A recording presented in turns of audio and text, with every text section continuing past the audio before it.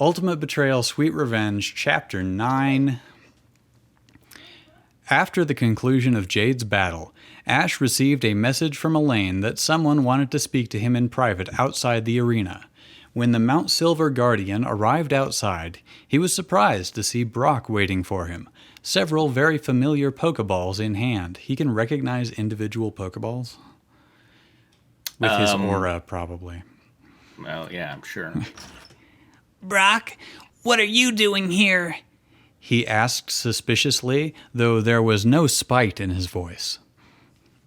I came to give these to you, Ash, Brock replied, handing Ash his Pokeballs. Ash took them, feeling stunned. Thanks, but what's all this about? The raven-haired man asked, releasing the Pokemon from their Raven-haired, Pokeballs. beloved.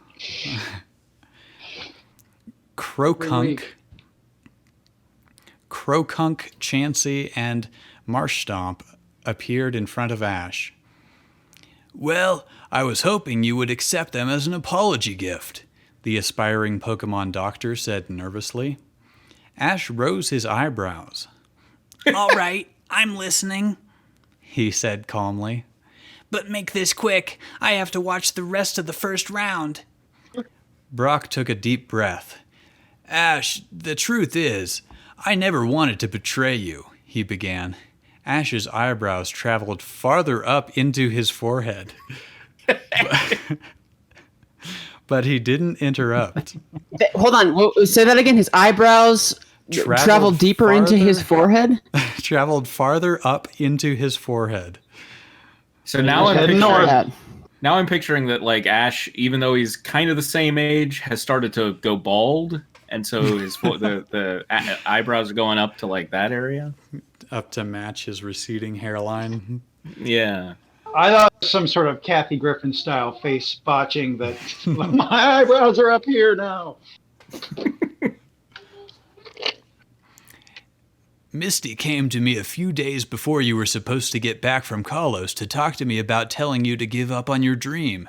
When I refused, she threatened to have me arrested for harassment. You know, because of my habit of flirting with every girl I see. Well, maybe that's valid, Brock.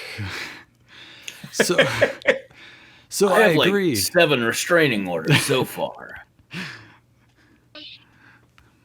So I agreed, but I've felt terrible about it ever since. I went back to Professor Oak's lab. He offered to keep some of my Pokemon there, and I thought I'd give you these guys to you as an apology gift. You don't have to worry. They've been on your side the whole time, too. Ash listened silently as Brock explained himself. When his former friend finished, he said, I'll think about it. Think about what? Asked Brock. Ash had a Greninja. That was the... Okay, so I need a new voice for Krogunk. He's kind of a sneaky guy. Ash, you can trust him. We're all on your side here, honest. Yeah, we never wanted to betray you, Chansey added. Promise, Marshstomp said solemnly. Look, just because you didn't want to betray me doesn't change the fact that you did, Ash said, rubbing a hand over his forehead, trying to find his eyebrows, probably. Yeah, I was going to say, watch out for his eyebrows. Then. I appreciate the apology and everything, but it's been too long for me to forgive you just like that. Brock sighed. I thought you'd say that, and I understand completely, he said humbly. Take as much time as you need. Ash nodded. I also appreciate the apology gift, but they're your Pokemon, and I think they should stay with you. They're obviously still happy with you anyway, he continued. I wouldn't want to change that. The only reason I have the other trader's Pokemon is because they came to me of their own accord. Really? Thanks, Ash, Marshstomp said happily. No offense, of course. None taken, Ash said, grinning a bit at Marshstomp. Brock looked surprised. Wait, you can understand Pokemon? He asked. Oh yeah, I probably forgot to tell you. Anyway, I'll think about forgiving you, the raven-haired trainer said. But you've certainly done yourself a favor. Ash turned around and was about to walk away when a girl with a long blonde hair happened to walk past them. Brock, in his typical manner, immediately got down on one knee in front of her. My dear, if I were to die tomorrow, would you make me the happiest man alive and spend the remainder of my life with me? He asked flirtatiously. No, but if you don't back off in 10 seconds, I'll make it so you die today, the girl replied sharply. Aw, come on. You know you don't mean that, Brock protested. 10, 9, 8... All right, you win. Brock quickly sprung out of the girl's path. Tossing her hair over her shoulder and giving him a very cold look, she continued on her way to the Pokemon Center, muttering something about how she would never go out with annoying, desperate boys who didn't know the definition of personal space. That's a hell of a lot to mutter. Yes. And fast enough that they could hear all of it before she got too far. Ash glanced... Ever go out with someone who doesn't even know about personal space. Ash glanced between the girl and Brock, trying not to laugh. You old sexual predator, you. Oh, you know what? I've changed my mind, he said finally. Changed your mind about what? Asked the still shocked Pokemon doctor. You're Give forgiven. me your Pokemon, you son of a bitch. Yeah. We're gonna turn you in. You'll Sorry, I spend the rest of ruined your life in the prison. emotional ending to that chapter. Yeah. Tracy, did you hear that last week the beak suit showed up again? Beak suit made a return. Did it really? This time in the universe of Great Mouse Detective. Yeah. Okay. Oh, yeah. Hey. Focus.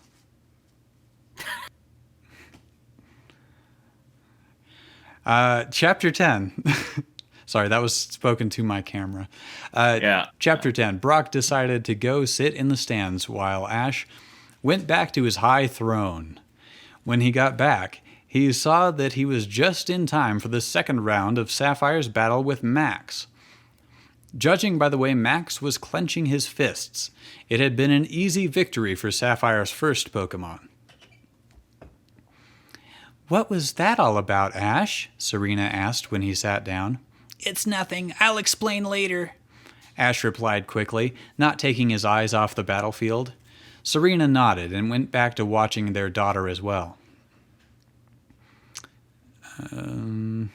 That was quite an impressive victory for Sapphire and her Umbreon, Richard announced, further increasing Max's rage. Let's see if Max can respond. You bet I can, Max said confidently. Sceptile, crush this brat now! There was a small flash of light as a Sceptile appeared on the battlefield. He glared across the field at Sapphire, who had recalled Umbreon and was about to send out her second Pokemon. I hope you're ready, kid, Sceptile growled. Please, that Sceptile will be nothing, Greninja remarked, yawning. He's easily smaller than most Sceptiles should be. Yeah, I think Sapphire could tell her Pokemon to take a nap and still win the battle, Ash agreed. There was no way that a Max Maple-trained Pokemon stood any sort of chance against Sapphire. Cool Sceptile, although it seems that his growth was a little stunted, Sapphire called back tauntingly. Max and Sceptile glared at her. Oh yeah? Then why don't you show us what you've got, bitch? Max snapped, close to exploding with rage. Ash wondered if he was actually 21 years old. Okay, so that's a confirmation they have aged. He certainly didn't act like it, although perhaps immaturity and stupidity ran in the family. How old is Max in the like typical or in the normal universe? Presumably about 15 years younger than that. So like 6. Okay. So it's all right. Okay. So it's 15 years later. How old is Sapphire? Do we know? Yeah, I think she's about like 10 or 11, something like that. Okay. All right. So if Ash is like 16 in the show, then he could have had a kid at 20, and it's not. Well, he was creepy. like 10 in the show, but. All right, so it's like that yeah. movie with Adam Sandler and whoever the hell else it was, like Teen Dad or whatever, It's called There's an Adam Sandler movie called Teen Schoolboy Dad. Father, and it was an after-school special. No. And it was Rob Lowe. You got nothing right. Stupidity ran in the family, smirked back at him and pulled out a Pokeball. Halucha, it's time to shut another traitor up.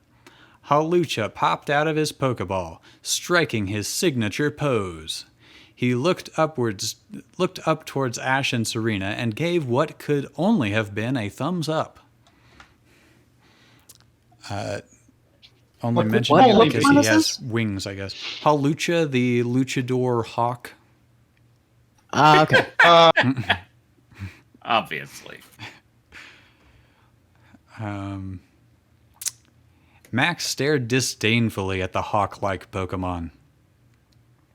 If that's the best you can do, you must really want to lose, he taunted, earning himself a murderous glare from the former forest champion.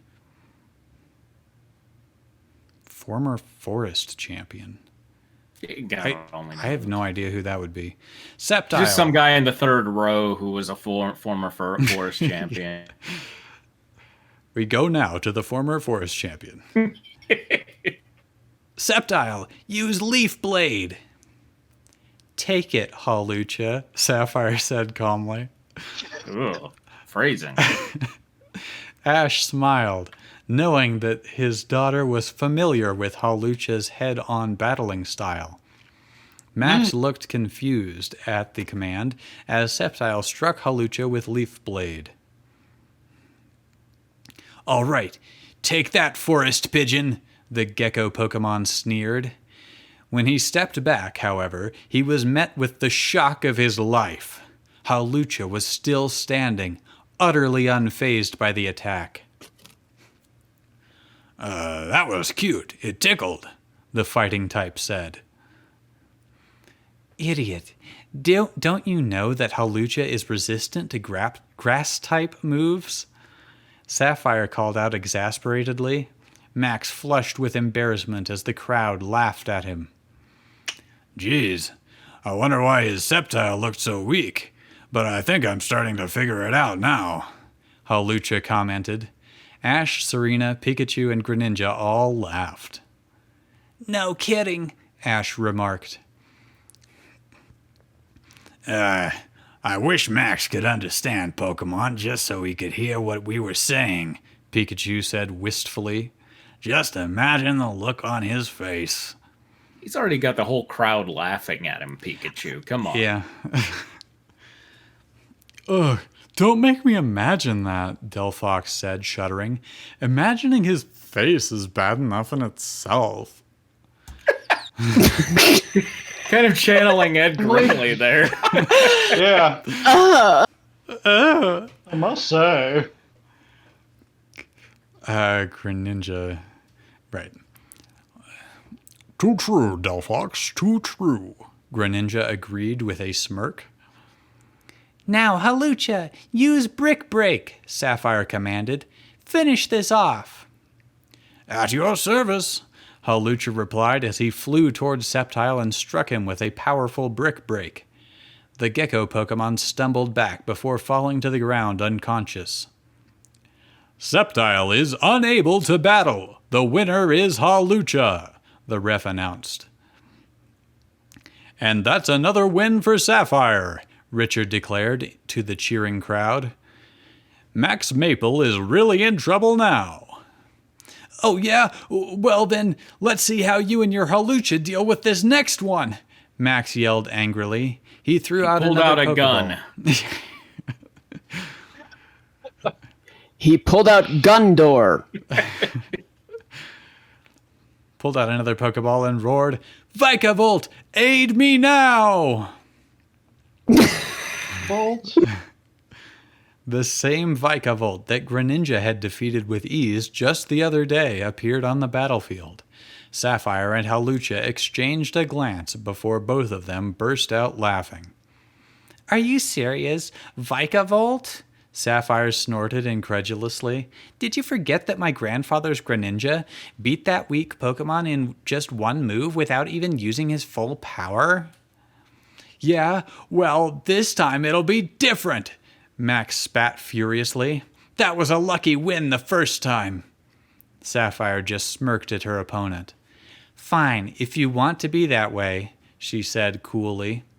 She turned to Hawlucha and shouted, All right, Hawlucha, use Karate Chop, but don't do it at full power. Let's drag this battle on for a bit. So what, about 2% power?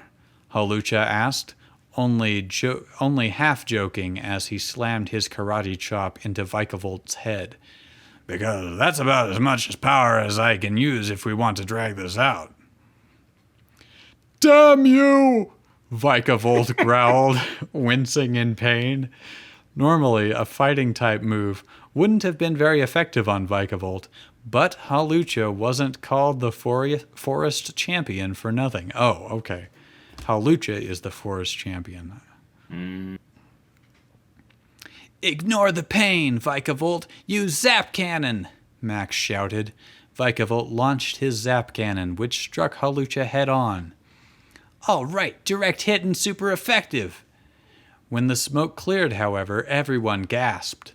Hawlucha was still standing, completely fine even after being hit by a move that should have been super effective. He smirked over at Vikavolt. You'll have to do better than that, he called. Vikavolt snarled at him. Now, Hawlucha, use high jump kick, Sapphire ordered.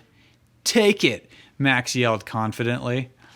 Ash wondered how he could still be so cocky even after seeing his powerful attack fail miserably.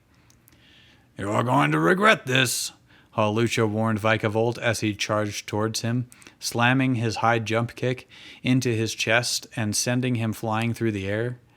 Does Vikavolt even have a chest? He's like a flying beetle with long, like, mandibles. Whatever. Sure. Yeah. Delphi. You would think that Max would be a little less arrogant, Delphox remarked, especially after Greninja beat him so easily, even with a type disadvantage. Yeah, well, this is Max we're talking about, Greninja reminded her. Come on, Vikavolt, I need you now, Max screamed, his anger starting to get the best of him. Use Thunderbolt! Vikavolt tried to fire off a Thunderbolt, but because he was so exhausted, the attack fizzled out before it could be unleashed. Ash and his family burst out laughing, as did the rest of the crowd. Let's finish this idiot, Hawlucha. Use Flying Press, Sapphire called out. You've got it, Hawlucha answered as he soared into the air. He performed his customary spin before diving down towards Vikavolt and landing hard on top of him. Jumping off his victim, Hawlucha flexed his wings in a victory pose as Vikavolt fell to the ground. Vikavolt, no! Max cried out. Vikavolt is unable to battle. Hawlucha is the winner, the ref declared, which means the victory goes to Sapphire. So wait, are we not going to get an explanation for why that attack that should have been super effective just wasn't? It's because Max It's because they're traitors and they're stupid. Yeah. Okay. Yeah, that's going to be a theme. I wonder how many more battles like this we have to go through. Hopefully there's going to be some kind of a change. All right, nice work, Hawlucha, Sapphire cheered, high-fiving the hawk-like Pokemon. Across the field, Max sank to the ground on his knees in disbelief. He had been defeated. No, worse than that. He had been completely and utterly humiliated, and by an 11-year-old girl, no less. No, worse than that. He was dead. It was the most embarrassing moment of his life. Sapphire ignored her opponent's distress as she turned to face the crowd. And that, she called loudly, is how you put an idiot in their place. Womp, womp. It's the best script, huh? That's the section break noise for the story. Is womp, womp. Up in the stands, several of the traitors were watching the scene unfold in disbelief. This can't be happening, Iris stammered. How did Max just get totally crushed by a little girl? May asked. And one of Ketchum's children, no less. She should have been way weaker. Don't worry, it won't happen again. Dawn will win for sure. I've seen his genetic structure. It's terrible. The others winced, knowing that if two of their strongest members could be defeated so handily at the hands of two inexperienced trainers, there wasn't much hope for the rest of them. And yet there's 12 more chapters. Well, now is he just going down one of those long lists of names from an earlier chapter, like fighting each one of those people? I mean, basically. Trying to think in the macro here. Okay. Wow. 12. Oh. Replace raven-haired with cool blonde hair. Scarlet-haired. Yeah. The former forest champion with the water type dolphin training champion, whatever. Tracy, you said you had a Sonic fiction? I do. And just so everybody knows, I'm going to disappear in about 5 minutes. I okay. think, but I'm trying to not make everything fall at 6 o'clock my time on Tuesdays. So. Fanic sack fannies. Sorry, hold on. My lips were out of order. Just a sec. Sonic fan stories number 1. Riley and Miley. Please note, this story is from Riley the cat's perspective, and this happened before her sister's death. I hope you like it. Is that canon? It's an OC. It's a Sonic OC. I'm just wondering if this Riley is a real cat. It's possible. Yeah. It was the last few days of the war. Sonic had just gotten back to base after a confrontation with Shadow. Still can't believe that Infinite could create fakes of our greatest enemies. Not that I have any enemies. Then again, all I had was my sister Miley and our wisp friend, Bernie. It isn't until Sonic and Shadow return that Knuckles, our commander, would come with an important announce. Listen up, he said. We just got word that Eggman's forces are undermanned at his headquarters in Metropolis. They're probably staging somewhere else as part of Eggman's plan, Espio would point out. This could be our only chance to take the city. Exactly, Knuckles agreed. That's why we're focusing a full frontal assault on Metropolis. I'm calling it Operation Big Wave. Try saying that 5 times fast, eh? I told to my sister, who agreed at the tongue twister Knuckles made. We both would start repeating Knuckles' sentence over 5 times each before we heard Knuckles shout to us. By the way, this is not difficult. Operation Big Wave? Operation Big Wave. Operation Big Wave. Operation Big Wave. Okay. Yeah. It's a little confusing. I do not agree at that tongue twister. Riley! So Knuckles shouts to us, Riley, Miley, I need you two manning Team 3. You two will focus on the central part of town. Understood, Miley and I said simultaneously. This is like a Sonic meets Apocalypse Now, kind of. This is Sonic Forces. This is actually real. Oh, God. All right. About an hour later, we were entering the city of Metropolis. Miley and I were swinging in on the grappling hooks that the resistance offered us. We managed to get through a small army of Eggman's forces, and it wasn't until Miley and myself were flying through the air when we noticed that a masked jackal was flying right beside us.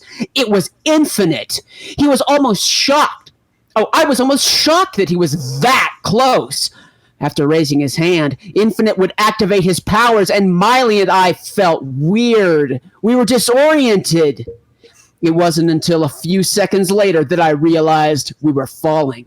But not to the ground, to the sky, landing on a piece of road from the bottom. I'll admit, it was cool, walking on the ceiling, but Miley kept me from getting distracted. I've always liked that about my sister. She cares about others on a general basis. We tried to escape further through the city, trying to keep the attack going. However, Infinite would then show up and disorient me and my sister again. My sister and I. Oh, never mind. Anyways, we were standing on the roof, on the floor, on the wall, everywhere. 80% of our... what? Okay, 80% of our forces have been wiped out, and we lost contact with the rest, Amy replied. You still got the twin cats, I would report to headquarters. Excellent. Try and get out there, you two, Amy told us. We'll try, Miley and I responded. Miley and I are running through Metropolis trying to get away. About 5 minutes of running later, and I noticed these giant monster things overlooking the city. They look kind of like Infinite, but more lengthy. Riley, look out! I heard from Miley as I looked. Infinite. Longer than Infinite, yeah. Riley, look out! I heard from Miley as I looked and saw a giant black hand swap at the ground in front of me. I fell, but just saved myself with the grappling hook. Are you okay? I'm all right, but what now? I asked. You try and find another path, and I'll continue this way. We'll meet up when we get out of the city, Miley would say. I remember when Miley would say that. I had no reason to argue with my sister, so I just started running. I managed to escape some more of those weird Infinite monsters, but I had a feeling I was being watched. I don't know by who, but still. It isn't until I get close to the borders of Metropolis that I hear a loud shriek. It sounded like my sister. It was nearby. I started running to where the sound came from, trying my best not to get spotted, and then I saw Bernie. He was crying, but I have no idea why. I walk up, and when I looked to see what he was crying over, I just about lost it. It was Miley's signature daisy. Slightly burnt, but no Miley anywhere. I asked Bernie where she was. Bernie just looked at me with tears in his eyes. He explained everything to me. Miley and he were caught by Infinite. He obliterated her. He obliterated her, crushed her under a bunch of debris without any remorse. Hence the burnt flower. Well, that was probably part of the obliteration. That went on for a few hours. I was furious at Infinite. I started bawling my eyes out. Oh, no. And that spelled like melon Like balling. melon. Yeah. Yeah. How could he do that? Miley and Bernie were the only family I had. After crying for a bit, I look over and see Miley's signature burst wispin. She's got a lot of signature stuff for a character that doesn't exist. Burst wispin. Okay. That's like you go to a restaurant and they're like, we got our world famous hot dog. And like, I ain't heard of it. It looked kind of like Bernie, but in the form of a flamethrower rather than a wisp. I picked up the wispin and Miley's daisy that she always wore in her hair, tucked the flower inside the wispin near the handle, and looked at Bernie with a look of rage. Bernie understood how I was feeling and stepped back. The only thing I could muster myself to say was, Infinite, he's going to pay. I managed to head back to where I was before I heard Miley scream, but when I got there, Infinite was standing over the edge of the road, looking over the chaos he had created. I jumped. Infinite then spotted me and replied as if he were finishing a thought. As if to answer, the world sends me a trembling child. He was lightning fast. In an instant, he was right next to me and whispering in my ear, Are you going to fight and die here, or run away in fear again? I started to back away. Hold on for a second. I just pulled up some images. These are wispons. They are weapons. Something from Sonic Forces. They're just really bulky, goofy-looking guns. Dude, sit down. You're embarrassing yourself. So the Wisps were introduced in Sonic Colors, and they've been a staple of the franchise ever since. Okay. But wispons? Wispons, I don't know if that's new. Okay. I'm going to sit down because I'm embarrassing myself. Let's all sit down. Cute. Let's just take a seat, yeah. I started to back away, but then I remembered Miley's burnt flower, her wispon, Bernie crying. Lastly, I remembered what I had said after. In my head, I heard, Infinite, he's going to pay. Those words inspired me. That was 3 paragraphs ago? Okay. Yeah. Those words inspired me to stand my ground and say to Infinite, No! You took my sister from me, so you've got to go down. Fine, Infinite said calmly, and he went down. I will teach you fear, then pain, and then... He paused for a second. Well, at least the fear and pain will end. Yikes. It's not a few seconds that Infinite... What? It's not a few seconds that Infinite fires a bunch of his weird light balls at me. I don't know. I dodged with as much agility as I had. Forget about this? I asked before holding up Miley's wispon. Bernie was already inside, and I pulled the trigger. Out of the quote-unquote eyes of the wispon, 3 blasts of fire spewed out towards Infinite, who was surprised and swiftly avoided getting burnt. He then fired a mass of those weird cubes in my direction. From the game, I guess. I used Miley's wispon and burnt a few away while dodging a bunch of others. After a few blasts, I see Infinite charge right at me. He hits me and disappears. I look around to see that everything around me just turned red. At first, I believe it's the Phantom Ruby. Just then, I see a bunch of turrets pointing themselves in my direction and automatically firing. I can't avoid them all. One hits me square in the chest. Just then, the redness goes away, and I see Infinite right above me. I fire at him, and he gets engulfed in flames. Well, it seems behind that sphere is a spark of defiance, he says. You mentioned I killed your sister. I feel like I remember her. I hate to say it, but I'm glad he knows why I hate him. A lot of hate. Circle of hate there. You two are nothing alike. You're powerful. Your sister was a weakling. I easily scrapped her off my shoe. You, on the other hand, you put up more a fight. I got angered at him calling Miley a weakling and tried to burn him again. He would counter by flinging me to the next floor down. No matter. I'm glad we had this chance to get to know each other. But I wouldn't relax now, Infinite would say. I was too injured to stand up and keep fighting. Your resistance only has 2 days left. Let them contemplate the inevitable until I end this once and for all. Infinite then flies away, further into Metropolis. I had lost. I didn't beat him like I wanted to. I hated that I didn't beat him, but I loved that I hated that Infinite knew that I didn't love hating beating him.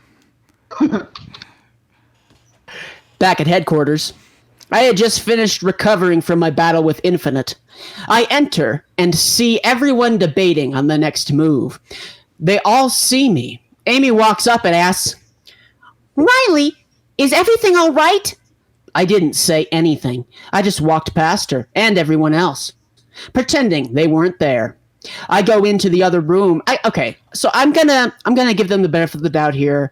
It did say she had become very disoriented by Infinite's stuff, so I'm going to forgive the frequent tense changes here.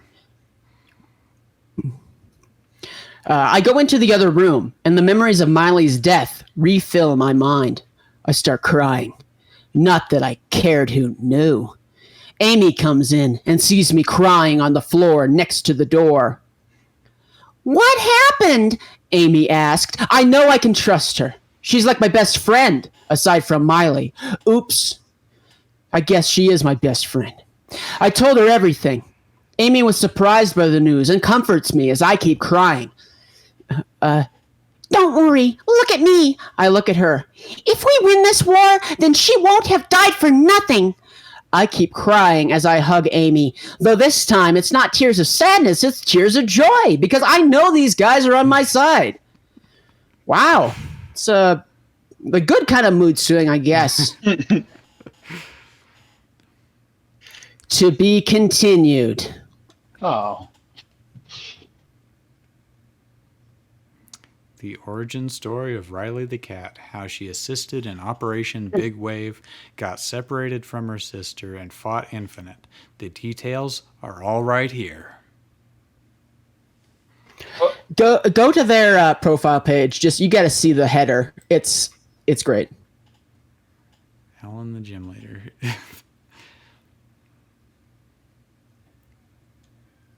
Hairy-chested Charizard.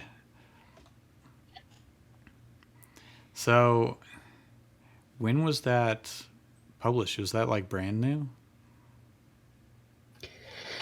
No, Is there another chapter? Is what I'm really asking?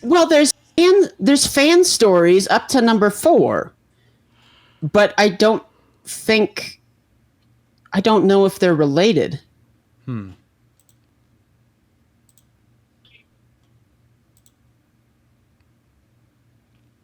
I think it may be, actually. This is Sonic Fan Stories number 2, An Intruder. This story is not told from anyone's perspective. This is no person narration. Wait, what? How's that work? So there's just no story? The page is blank? This is a story from outside of time and space.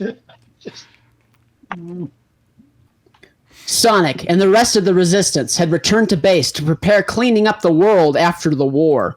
Sonic sighs as he reaches the front door. I can't believe it's finally over. I agree. Now we can just relax, Vector added. Not quite, Vector, said Tails. We still have to repair the world to its original form and glory. Ugh! Can't we just lie down for about 10 minutes? Vector was not amused by the additional work that needed to be done.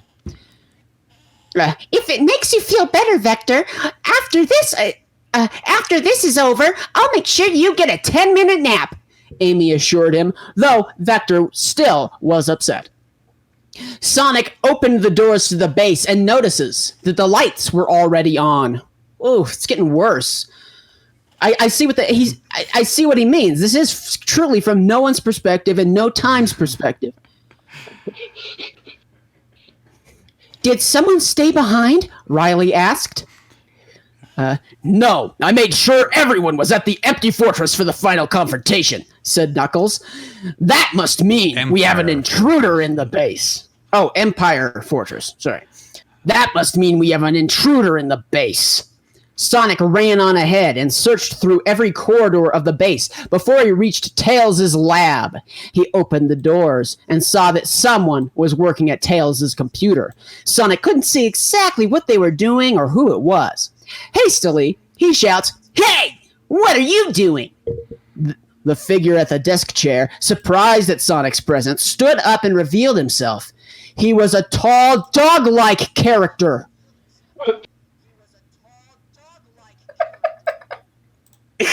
He had a chipped ear, a long bushy tail, goggles, and a cloak that was burnt about halfway down his body. He also Do wore you a... like my hat?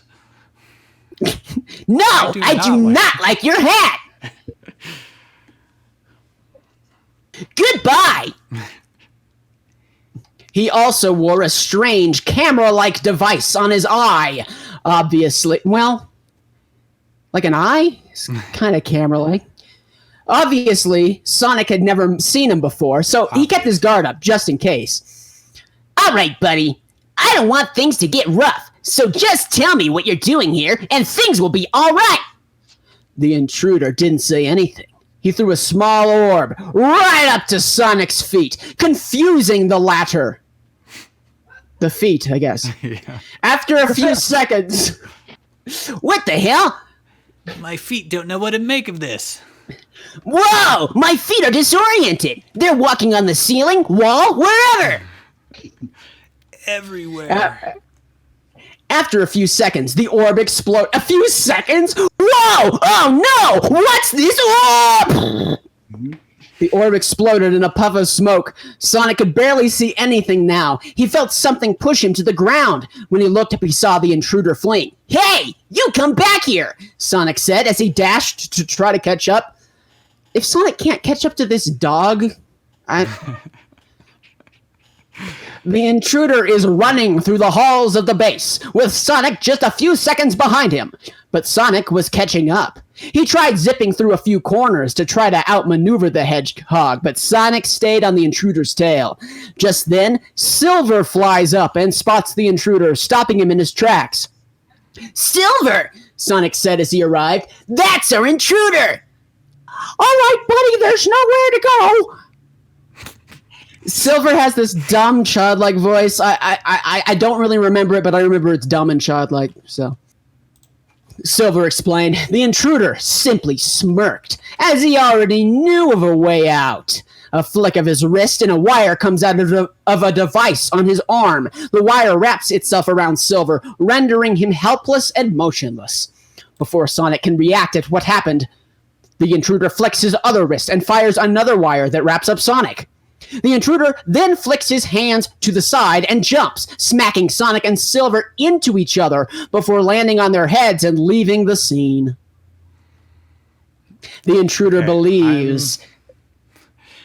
I'm thinking this might be the dog from Inspector Gadget. Yeah, it probably is. What's that dog's name? I don't remember. What was the dog's deal? Did it have like Brain. spring arms and legs? Or the dog didn't have any gadgets or anything, right? He had gadgets in his collar. Okay. Didn't he usually fix Inspector Gadget's incompetence? Yes.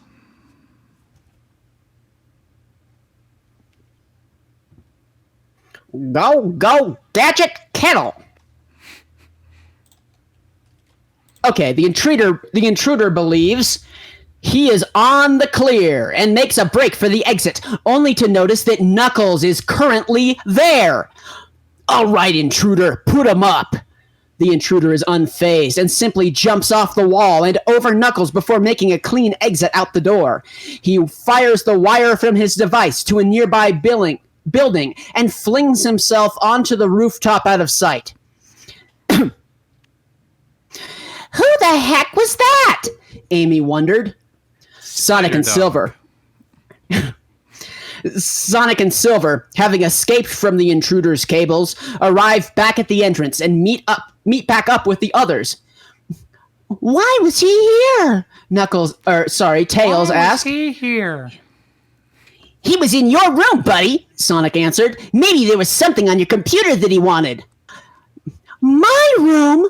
Tails asked, looking shocked. Tails and Sonic make their way to Tails' lab and take a quick look at the computer. The only open tab said, Files Copied. Files copied? Sonic wondered. So we didn't steal anything?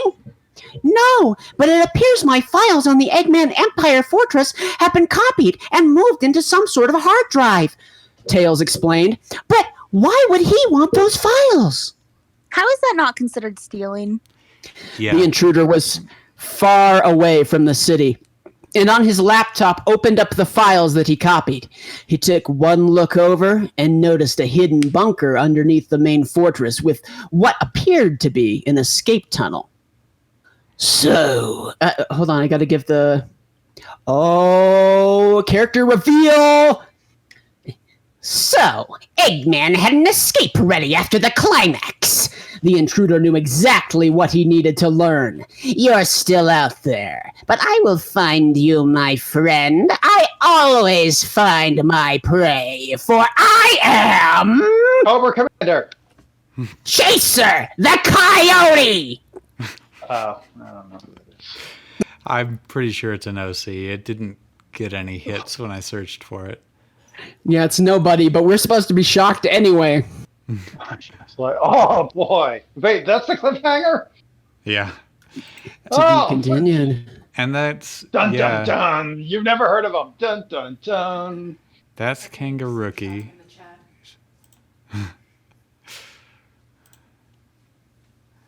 I'm gonna try to see if he has any fan art of Adrian, Aurora.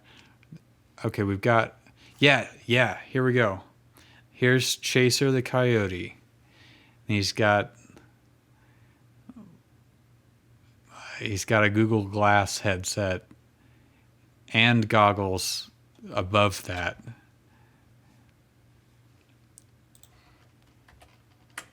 I'm still looking for him because I'm not looking at the Twitch. If you go to all deviations, then there's a Sonic the Hedgehog category. Oh, I found him! Awesome! Now, that's frozen. Dude, this guy kicks ass! He does have a lot of stuff on his head, though. Oh, I see. Yeah, he's really loaded up there. And then next to him is Riley the cat with the Wispin there, and I assume that's the Bernie Sanders Wisp. It gets loaded in there. I was waiting. I really wanted that Wisp to say something so that I could do a Bernie voice. But... Yeah. The top 1% of the 12% of the 1%.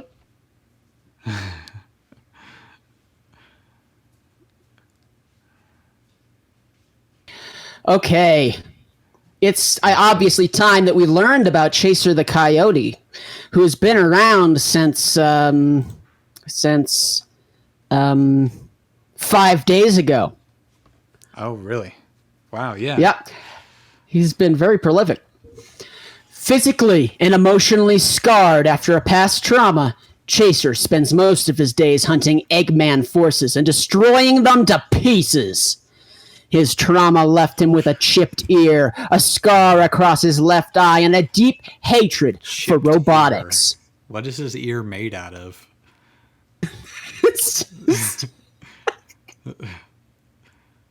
All right. Regardless, Chaser possesses an arsenal of weapons, including a grappling hook, which he can use to reach tall places or entangle enemies. Due to his poor memory skills, he also uses a special camera, which automatically records day-to-day activities. This camera rests in a device which he wears over his left eye, which not only hides his scar, but also allows him to review previous footage at the touch of a button. Chaser also enjoys using an array of explosive devices, smoke bombs, and his boots can even act as a conductor, making him resistant to electrical damage. I'm not sure that's how conductors work. I don't think so. Chaser also has enhanced strength, speed, agility, stamina, and tracking abilities due to being a coyote. While his speed, however, does not rival Sonic's, his strength and agility certainly make him a force to be reckoned with. No. He cut corners is how. Okay. He cut across the corners. He is known to have destroyed a concrete wall in just one kick. His tracking abilities mostly relies on scent and are rather extraordinary, as he claims to be able to track someone down even if they were on the opposite side of the earth. It is currently unknown what Chaser's past trauma was. But after that, he became cold and distant. He has allowed himself to ally with Sonic on occasion when battling Eggman, though he prefers to work alone. But Sonic didn't recognize him. Hey, what? Despite this, he on some level cares about Sonic and the others. Chaser doesn't normally speak to others. In fact, Sonic was the first person he talked to since his trauma, which was roughly 13 years beforehand. Okay. I really like the fact that he has the skill of poor memory. When I go in a job interview and they're like, what are your skills? I'm like, poor memory, first of all. Poor memory, but I've got this camera that records everything I do, and I can smell things and grapple things. But yeah, you're hired.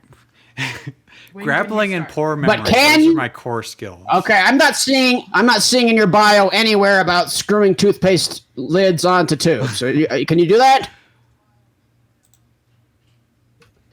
Okay, Sonic Fan Stories number 3. Meet Aurora. This story is told from Sonic's perspective. Do we want awesome. Here, I'll read Aurora's bio first, because Aurora the bear is right here. Okay. She's got what look to be fingerless gloves with snowflakes embroidered on them. And Aurora is a Russian-accented female polar bear who possesses strong ice powers. She can freeze all the water in a fountain by simply touching it. Like a water fountain at a high school, or like a... She is a little insecure about her abilities and is training to try to control them. Aurora had a rather rough childhood and was bullied because of her powers. This is starting to sound a little copyright infringy. Because she was different, every day since she has been trying to gain control over her powers. She has kept them hidden from others and usually stays away from others. When we first meet her, she is rather autistic. Holy crap. Okay. Touch autistic. When I met her, she was really autistic, but she's loosened up. Yeah, that's changed, I guess. Ash of the spectrum, just a tiny drop. But oh my God. No, you're right. That's exactly what it says. She is rather autistic and doesn't have people skills, but after meeting Sonic, she has started to open up to others. Okay, well, that sounds a little bit ableist, AllanTheGymLeader. The whole point is that she got better from it. But... Okay, Sonic Fan Stories 3. This story is told... Hey, I don't want to join DeviantArt. Go away. This story is told from Sonic's perspective. It has been a week since that weird guy broke into the Resistance base and copied documents from Tails' computer. And Eggman had not made a move since we beat him at his Empire Fortress a little while before that. But now egg pawns have been attacking all around the city. They didn't care where they were, they just kept attacking. As if this month couldn't get any worse. I'm on my way to take care of a swarm of them further into the city. It's not hard for me to get there, but... Come on! Fastest thing on the planet, after all. I make it just in time to prevent one egg pawn from harming an innocent woman. Spin dash it to next Thursday. Oh, thank you, the woman said. Don't worry about it, I told her. It's just what I do. Then, right behind me, 6 or 7 more egg pawns show up. Get out of here. I'll take care of these guys, I said to the woman before she ran to safety. Get out of here. Get out of here. Now what are you guys doing here? I asked, not like I was looking for any answer. Don't want to tell me? All right, but don't be surprised when you don't have the chance to explain yourselves later. I was finished toying with these guys before one fires their blaster right at me. I jump out of the way and spin dash him. After he's destroyed, I backflip and stomp on another. But for once, I was too slow, and one swats me into the wall. How embarrassing is that? And just when I think that the pawn is going to fry me, a blue blast of some energy fires from my right and freezes the robot solid. The other pawns are confused, and I look over to see who or what froze the thing that almost killed me. All I saw was a female. I don't know exactly what she was. Some giant dog, maybe.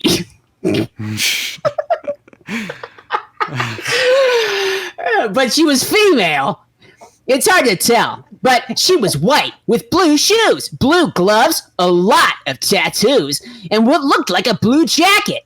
It looked like the jackets that kung fu experts wore. What? What kind of jacket is that? Also, she's a bear. It's his own. She's some kind of giant dog.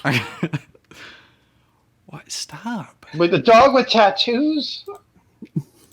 It's a dog with no fur, so you can see the tattoos? Like, how does tattoo on fur work? She had weird patches of shaved fur with tattoos in it. Okay, there you go. All right. Yeah, like some kind of giant dog would do, maybe. Filled it in with tattoo?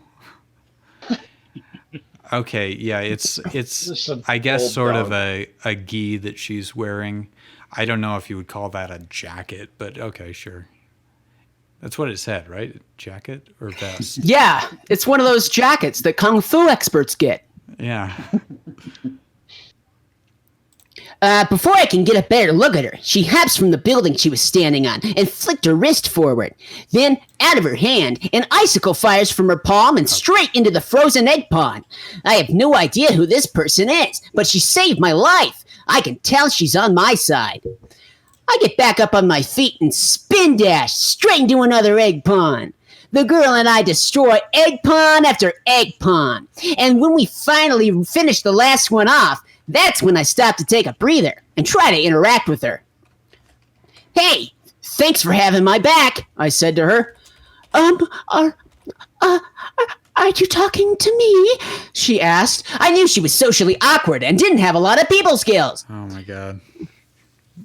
Yeah, you're really incredible. I tried not to startle her too much. Name's Sonic the Hedgehog. Nice to meet you. I'm a fan of, she was stuttering on her words. God. I didn't mind, but I would help if she would let it out. I'm a big fan of you. I'm a big fan of you. Your work, I mean. I waited to give her a minute to gather her thoughts. Sorry, I haven't interacted with anyone for a while, she finally said. I'm Aurora the polar bear. What's that, some kind of big dog? Nice to meet you, Aurora, I said. The moment when the robot was frozen by her blast just came back to me. That was some incredible ice powers you used back there. Oh, thank you. I've had them since I was a little girl. I don't really know. I don't really use them now. I was confused as to why she would keep just awesome powers hidden from others. Why not? They're incredible. I'd rather not talk about it, she answered. I understood immediately. Oh, this is Frozen. She must have had a rough time with them in the past. Those things will be back soon. Is there somewhere we can hide? I think I know the place. Follow me. I ran down one street that lead back to base. But I knew she probably isn't as fast as me, so I held back to make sure that she could follow closely behind. I don't know how fast giant dog things run. We make it back to the base, and I can't wait for everyone to meet Aurora.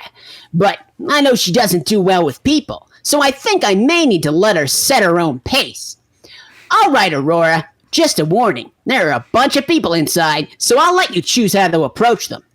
All right, I guess just announce me to everyone, and I'll just approach everyone eventually, she asked me. I had to respect her choice. We enter the base, and everyone is working. Sounded stupid to me, but...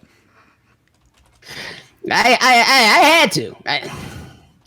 Hey, guys! As I said that, everyone turned to look at me.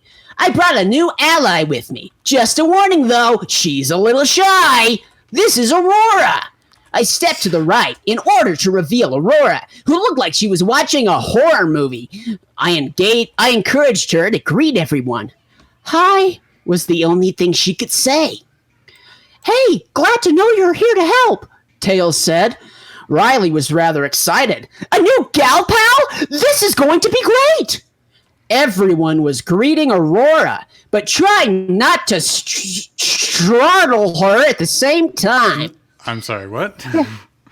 Trying not to startle her at the same time. Yeah. Thanks. Is that startle/straddle? Don't freak out. I'm going to put my legs around you. Just a lot of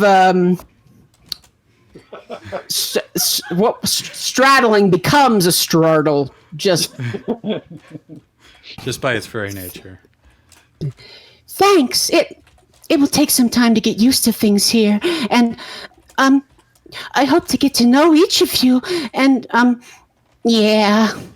It would take some time, but I know eventually she's gonna fit right in. To be continued. That autism will clear right up. So sorry.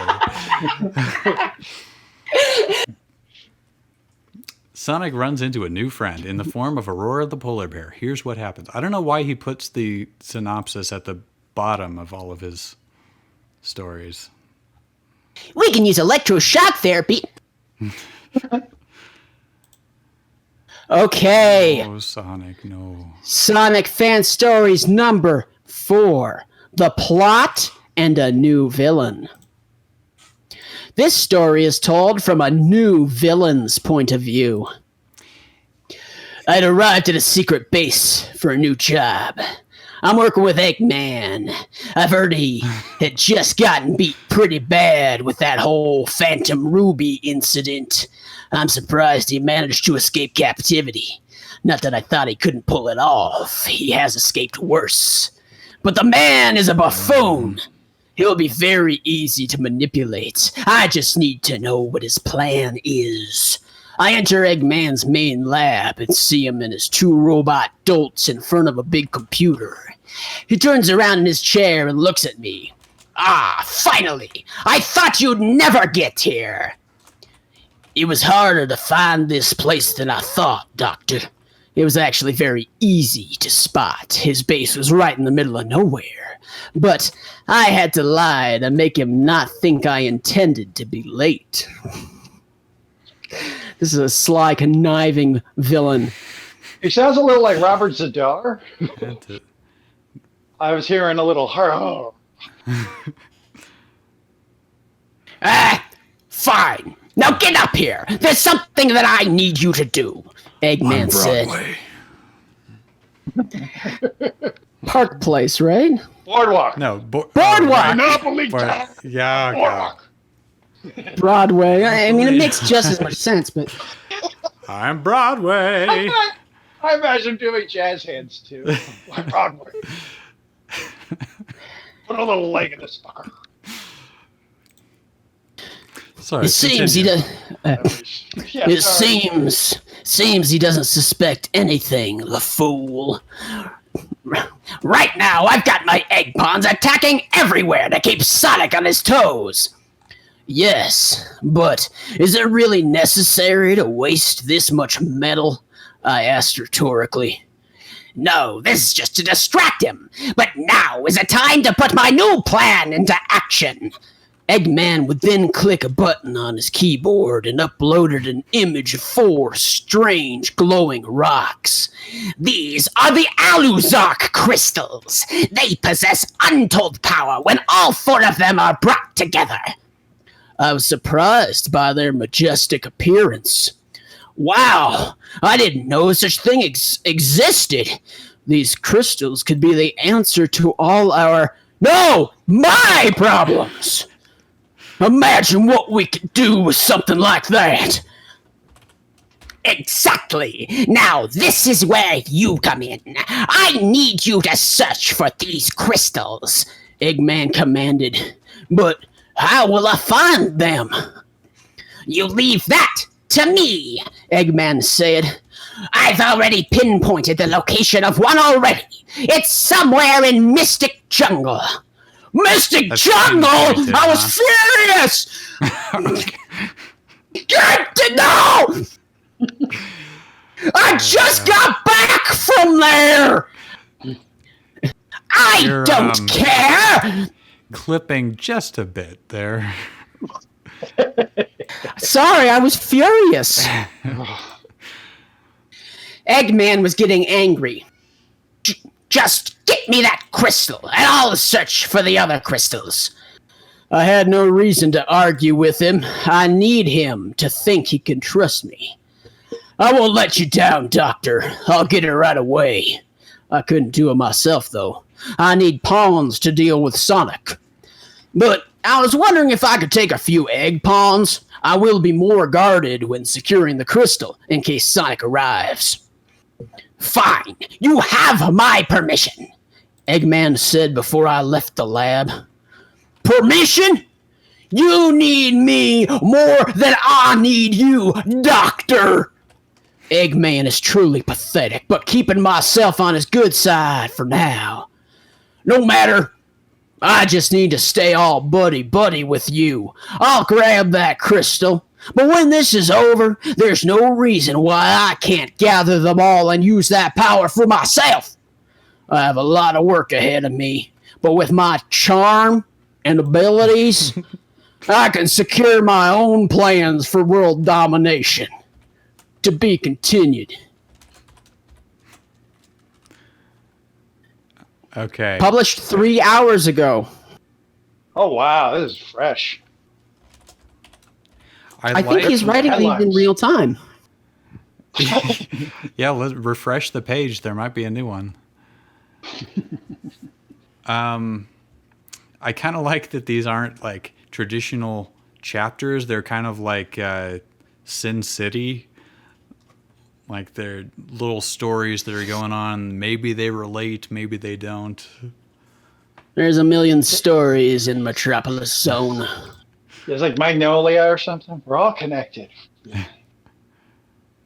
All right, I'd like to switch over to Yu-Gi-Oh! The Legendary Tale of the Millennium Boob, if we could. Oh! Love that boob. Yeah. Save the file and then open it.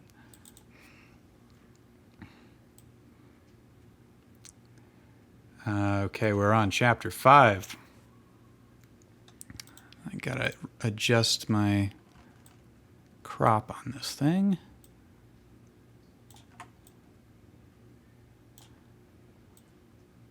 Shoop. Okay, that looks a lot better. Let's get right to it. Joey and Mai are still dueling in the Shadow Realm. Some bonkers stuff just went down. Meanwhile, Taya has run away from Yugi and Tristan to avoid a conversation she really didn't want to have. By the way, Tracy, I don't think you were here for the last chapter. The whole last chapter. I was not. Real. Might be all we have time for this one, but yeah, we discovered which of her boobs was the Millennium Boob, and it was a. Oh no! She wants you to guess now which one. Oh, The middle one. You are correct. It was a center boob. wow! And Then Mai turned into some sort of shadow demon thing. And Yugi had a soliloquy where he wondered if he could control the Yami Yugi inside him. And now that's pretty much it. Oh, and Joey summoned to the field Elsa from Frozen. So, Okay. Taya has run away from Yugi and Tristan to avoid a conversation she really didn't want to have. Taya has wandered off, and now she is lost. Oh no, she says. I am lost. She looks around. She is still somewhere in the foresty area, but she is a minor character, so she is in grave danger. Taya keeps looking for the path that would lead back to her friends, but she only gets more lost. All of a sudden, she hears a rustling in the bushes. Someone jumps out and kidnaps her. Okay, back to the story. Tristan and Yugi are together outside of the shadow cloud. Tristan is pretending to be asleep so Yugi can deal with his private thoughts. Yugi hopes Joey is all right, but he's not. Inside the bubble, Mai has just morphed into some type of creature. Joey is scared. "No, what's going on?" he yells. Looking at Mai, she is just a shadowy purple figure. This figure absorbed the Millennium Boob and was standing where Mai once was. The creature hisses at Joey. "Wah!" Joey shouts, pulling his arms away like there was something he didn't want to touch. The creature hisses more. Joey seems to begin to understand. "Wait a minute," Joey shouts. "You're not Mai!" The purple creature seems unimpressed at Joey's conclusion. "But I know who you really are!" That's how Joey says "are." The silent creature glares at Joey. "I'd recognize you anywhere. You're the purple guy what murdered those kids and stuffed them into animatronic suits." Joey growls and slams his hands. Purple Man? Did you figure out the puzzle? Do you know what it is? Do you know what the Purple Man is? We all will be revealed, I'm sure. Gah! I'm not gonna get you I'm not gonna let you get away with this. Joey looks all mad and line face. He shouts, "All right, if I win this battle, you've got to give me all the kids' souls." The shadow figure hisses a hissing laugh. Joey continues, "Huh? If I lose, I think he wants to put me in one of them suits." Gulp. "All right, make your move." The purple thing hiss laughs some more and touches the card table. The purple guy has now transferred himself into the cards. The purple guy plays himself? The shadow cloud gets bigger and starts to thunder. The purple guy is now on the field, shrouded in dark magic, ready to attack. Joey's cursive dragon was the only monster on the playing battlefield ground. The purple guy readied his attack. Joey wondered if Tristan's cats were okay. Just kidding, he thinks about Serenity. Ha ha ha. Ooh, boy, I got you. You should have seen the look on your face, like Joey can think about anything other than his sister. Lol. Taya is still kidnapped. Tristan pretends to wake up. He yawns and stretches dramatically, really trying to sell the performance. "Oh, hey, did I miss anything? Sorry, my selective narcolepsy is really bad today." Yugi looks over at Tristan. "Well," Yugi begins, "I do want to talk about Joey and how concerned I am that..." Tristan has shut his eyes. He is yelling, "Honk shoe!" Yugi wishes he could be a Pokemon with a loving trainer. Joey is still dueling. He looks at the cursive dragon. "I don't even know how many life points that purple thing has. All I know is it's filled with the power of the Millennium Boob, and I gotta stop it before it blasts my cards." The purple guy is silently advancing, dragging a metal-filled suit towards the cursive dragon. Joey pees a little while he braces for an attack, but the purple guy, he walks right past Joey's dragon. Joey realizes it's not the dragon he's coming for. Will there be more? Yeah, later. CZ. You see the Joey? Yeah! Glorious.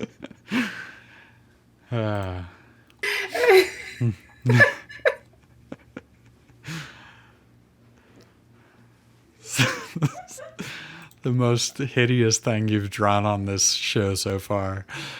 It's just that's what I do, and I'm just gonna embrace it. Yeah. It looks like a sock puppet too, like the neck is an arm. A little bit, yeah.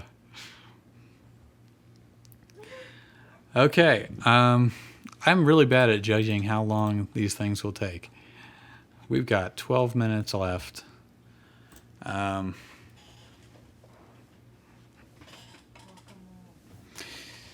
So yeah, play a little roulette.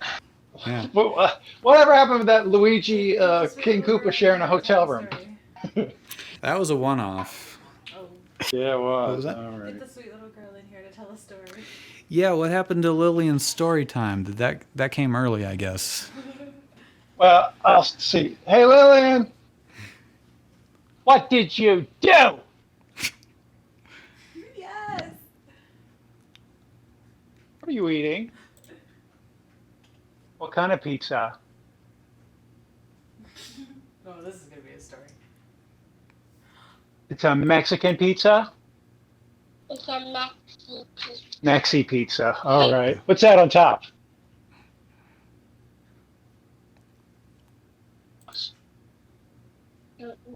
Those are black beans. Do you not care what you eat? They Goya beans, because if so, she's a patriot. No, I think it's like a Costco brand or something. Our daughter doesn't eat Goya. So she's Made having sure her of dinner, that. so her story time is not going to happen. Frost? We tried. Crust. Oh, the crust. So we didn't write a story. One at a time. One word at a time. What's Super that? good. Oh, super good. Part of the crust. Oh, Okay. yes. When you screamed, it was so tasty. No. You just scream because it's fun to scream. Yeah. Oh, you're eating some corn too. Great. Okay. Oh, yeah. Just really massage that pizza. We're trying to do a rollout. Remember in film school when we had extra film on the reel and we just goof around for 5 minutes until it would end? That's sort of what we're doing now, but usually Yeah. Lily's the one who comes in and just like, are you done? Are you done? Daddy, are you done? Okay, then. I gotta take off. Yeah. Yeah, All right. got nothing. We got nothing. All right, good All right, night, we're just going to folks. end a little bit early and tune in next week to see Joey get If crammed anything into a happens. Five Nights at Freddy's suit, I guess.